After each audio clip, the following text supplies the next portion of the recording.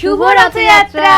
তাই তো আজ মা মেয়ে মিলে বানাবো ভগবানের জন্য নারকেল খাজা। আর যার জন্য লাগবে কয়েকটা উপকরণ। প্রথমেই একটা পাত্রে খুন্তির আন্দাজে 3 বার ময়দা নিয়ে ছোট চামচে 2 চামচ মতো ঘিয়ের সাথে 1 চিমটে নুন আর সামান্য স্বাদের ব্যালেন্সের জন্য চিনি দিয়ে ভালোভাবে হাতের সাহায্যে মেখে ময়ন তৈরি করে নিতে হবে। আর তারপর একটু জল দিয়ে মেখে নিতে হবে। দেখো বাইরে কি সুন্দর বৃষ্টি নেমেছে। আসলে রথের দিন বৃষ্টি হবে না এটা তো হতেই পারে না। আর এদিকে আমরা মা মেয়ে মিলে রান্না করতে করতে গল্পে মেতেছি। এইবার ইন্ডাকশন অন করে একটা ফ্রাইং প্যান বসিয়ে 2 গ্লাস মতো জল, সাথে 500 গ্রাম চিনি, 7 থেকে 8টা এলাচ আর 2 চিমটে কেশর দিয়ে একটু নাড়িয়ে ফুটতে দিতে হবে যতক্ষণ না কালারটা চেঞ্জ হয়ে আসে। আর মা তো এখনই বলছে কত দারুণ গন্ধ বেরিয়েছে। আর যেন আজকে রান্না করতে করতে হঠাৎ করে মনে পড়ে গেল আজ থেকে পাক্কা 3 বছর আগে এরকমই এক রথের দিনে আমরা আমাদের ভিডিও প্রথম শুরু করেছিলাম। তাই ভীষণই নস্টালজিক লাগছিল। আর এইসব গল্প করতে করতে হঠাৎ করে দেখলাম বেশ জালি জালি ফুটছে, তাই হাতে নিয়েও দেখলাম বেশ ভালো আঠা আঠাও তো হয়েছে। তখনই বুঝলাম যে না, আমার শিরা বানানো একদম কমপ্লিট। আর এদিকে তো মায়ের ময়দার ডো বানানো হয়ে গেছে। আর এইভাবে 5 থেকে 10 মিনিট ঢেকে রাখার পর এক এক করে মুন্ডি শুকনো ময়দার জায়গায় কর্নফ্লাওয়ার দিয়ে রুটির আকারে বড় বড় করে পাতলা পাতলা করে বেলে নিচ্ছিল মা।